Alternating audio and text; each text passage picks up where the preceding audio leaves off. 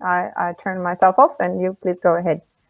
Okay, thank you, Tanya, and sorry for the problems, but it took me a while to find out how I can actually activate my system here. Yes, my name is Stefan Gruell. I'm joining from Austria, Vienna, and I would like to introduce you within the next 15 to 20 minutes to how we are using blockchain for the mining, or actually for the metal industry.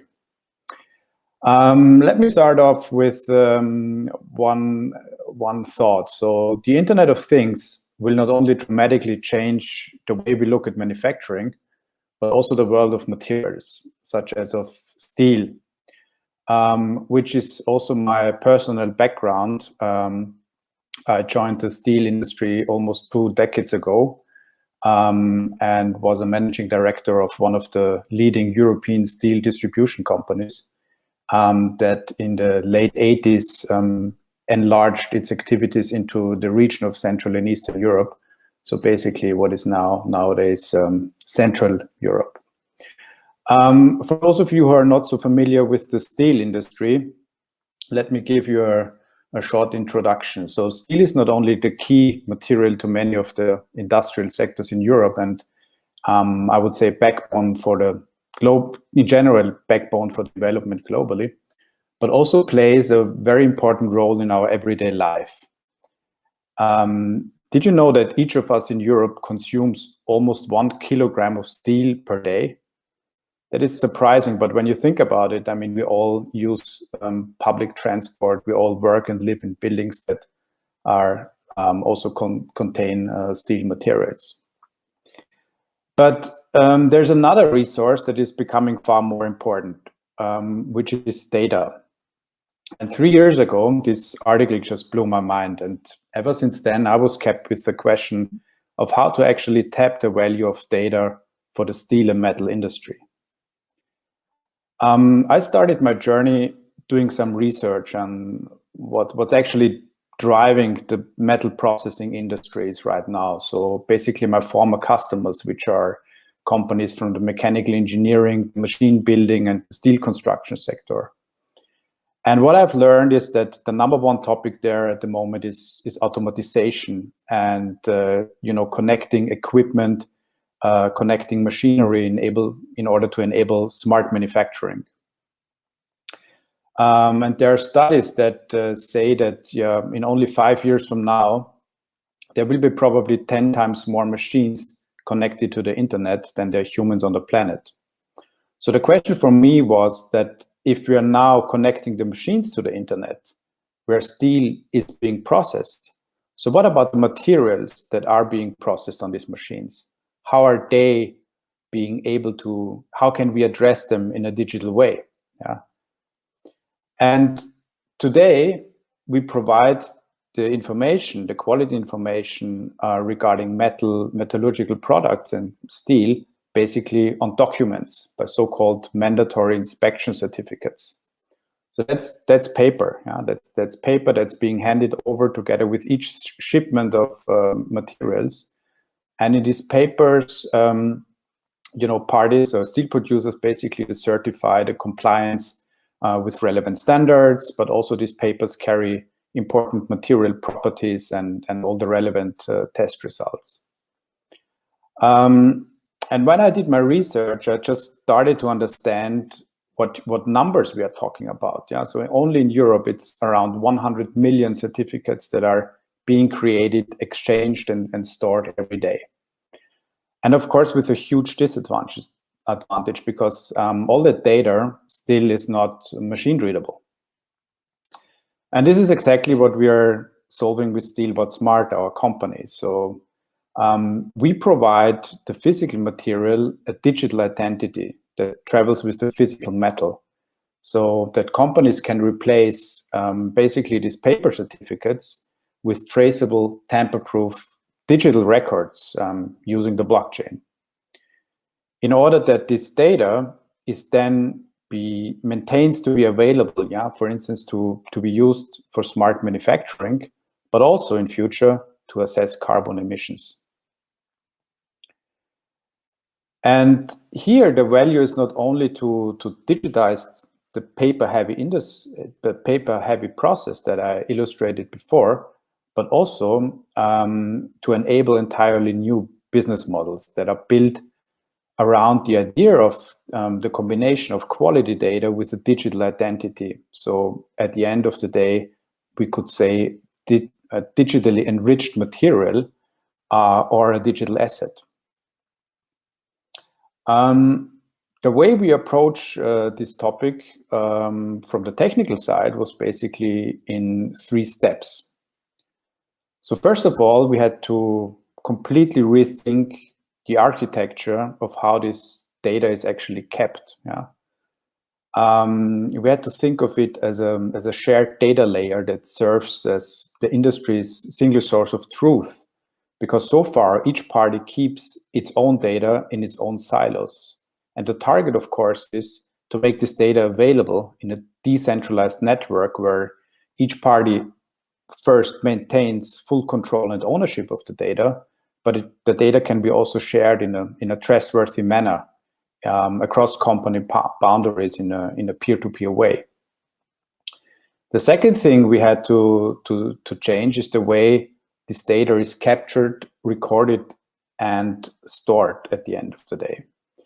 So what we developed technology where at each step of production, we can capture the processing data, we can capture the testing data, we can keep it in a digital format, using the blockchain to ensure tamper-proof recordings, but still meeting document standards. And at the end of the day, what is also important, to find a way to support various tagging technologies, because we also need to identify the physical product in order to keep the connection with the digital twin.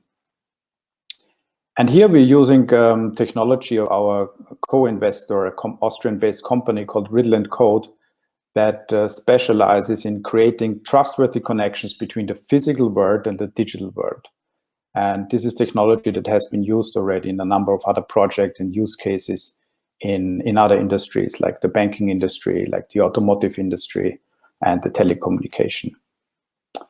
The third step that we had to think of is we had to come up with a plan of how to that could actually work to migrate an industry like the steel industry, which is a very big and very complex and globally fragmented industry. And the idea here is that such a migration can only work in a number of steps. So we started off as the status quo that I mentioned before, which is paper. We developed a very easy, let's say, staging product that enables to, provide the data not in a PDF format, but in a JSON format that we hash on the blockchain. So that brings one immediate advantage. So the data is machine readable. And the second step is then, of course, to provide the data in the form of a digital asset. So at that stage, we have to really tokenize steel. And the third step will be that we also have to secure basically the source of the data. This is where the machine identities and the secure elements that I've showed before come into place. But I don't want to talk too much about the technology concepts. I would rather like to show you how that could actually work and how that could actually look from a user point of view. So I will introduce you to one of our demo systems. So here we are in a role of a steel factory, as you can see. And let me just start this presentation. So in a steel factory, you have a laboratory. You have basically, you can provide additional inspections to the physical material. You have a section where you can see the certificates that you have issued, and you have a section where you see the goods that you've issued. So what we do is that with each, let's say, when we produce physical steel, we get all the quality data of the material. So basically, that's the chemical composition that is provided with the melting of the material, and we provide this information to our blockchain solution. And at this moment, we create a digital asset. Yeah? We create, at that example, it was 124 tons of steel with a dedicated chemical composition. You can see the transaction on the blockchain. And at that moment, we have created digital metal, so to say. Yeah. In the next section, I can show you that we can add any additional information to this digital asset. So in that example, I will add a certain carbon footprint to it that is then connected to this batch of material. Once the material is being created, the next step is to sell the material. Yeah. So here we are moving from the steel factory to, we're staying in the steel factory, and we basically go to the goods issued section. And if we sell material, we basically record the data of delivery nodes. So in the delivery nodes, we understand who is the customer, what is the batch of material that has been sold. Yeah. So we load one of our delivery nodes to our system, which is being done right now. And what happens here is that we split the digital asset. Yeah? So part of it stays within the steel factory, and another part, in that case 12 tons, are moved to the customer. Yeah? You can see again the transaction on the blockchain. Yeah. And all the metadata, like all the quality data that is connected to the original batch, is now used in the certificate. So now we can see that in the certificates issued, we have provided a certificate for the customer that contains all these material properties and quality information.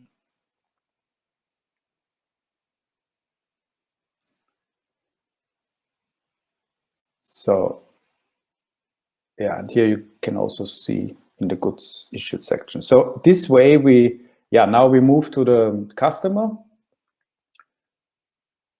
and in the goods received, certificates received section, now you can see that he has received a quality certificate related to that batch of materials. Also with this dedicated carbon footprint that we have added before.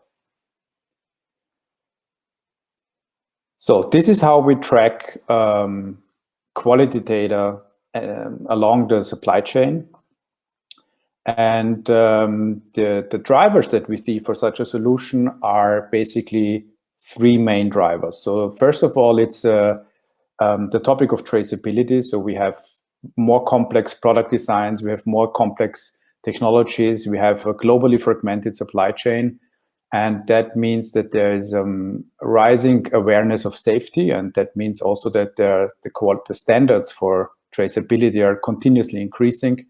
You have on this picture, you see a bridge, and for such a bridge, you have for each nut, for each bolt, basically you have to provide full traceability of the material back to the source. The second driver is digitalization. We already talked about it before. I would say it's more adaptive process control. So the idea is that with these digitally enriched materials, they can connect to machines. These materials can mandate machines actually for optimized processing setup during manufacturing. And the third topic is decarbonization. Steel and metals are often recycling champions, but they have a carbon problem. The European steel producers are committed towards a decarbonized future. So by 2050, steel, what they want to achieve is actually a decarbonized production of steel and metals. And that, of course, means that this development will have to be supported by political framework conditions that ensure a level playing field for the European producers. So what is being discussed is initiatives like the carbon border adjustment mechanisms to avoid carbon leakage. And that, at the end of the day, means that what we need is a trustworthy assessment based on what's actually sustainable produced steel and metal and what's not. And this assessment base you don't need on a factory level, but you need it on a batch level. Because besides governments, there's also more and more industries and industry-leading business organizations that are driving the need for more transparency regarding carbon emissions. So in that example, you see that the automotive industry is no longer only looking towards the emissions in the to the exhaust emissions of their car fleet, but they would also like to understand what is the carbon footprint of all the materials and parts that are being used in a vehicle. Yeah. So the question of traceability is no longer one of just raw materials, but it's one of the entire chain. It's one of the entire supply chain, and this is also one of the use cases and pilot projects that we are working on. So we are tracking for an automotive supplier quality data and carbon emissions. So from the raw material up to the various processing stages, up to the part that is then being used in a vehicle. So what I think is important, and also what is especially important for companies out from the mining space, is that if they are working on projects to make their sourcing and production more transparent towards sustainability, is that to integrate these initiatives and consortia also with other parties that are more further down the supply chain. So as the example that I have showed you before, because what I've shown you before is that we are focusing on the downstream processes, starting from the smelter, basically from the steel production plant, which is illustrated here on the right side of the slide. But what, of course, we would like to invite companies from the mining space to also use our technologies and solutions, or to connect ongoing projects, because at the end of the day, if we make these different projects and consortia interoperable to each other, we can achieve the mission. So at the end of my presentation, I want to leave you with one more thought. The complexity of the steel industry, and actually the lack of data processing standards, of course, also creates increasing opportunities for fraud and forgery. And today, with the use of blockchain technology, this can be avoided. So I hope I gave you a short insight now of what we are building and why we are building it. We are convinced that we will change the industry, and there is a pain, we have a solution, and we have the technology to make this change happen. Thank you very much. Thanks a lot, Stefan. That's great. And thanks for showing us the inside workings of the blockchain, because it can be very scary when you don't actually see what it looks like, which is just like, just a very simple text, really. It is indeed a database, albeit distributed, but you don't need a spaceship to run a blockchain. So yeah. I think that's great. Thank you very much. Really appreciate you sharing your expertise. And indeed, I think mining companies can learn from your solution. So I hope we'll stay in touch. Okay. And I'm very glad to introduce our next speaker, my fellow Canadian, Nathan.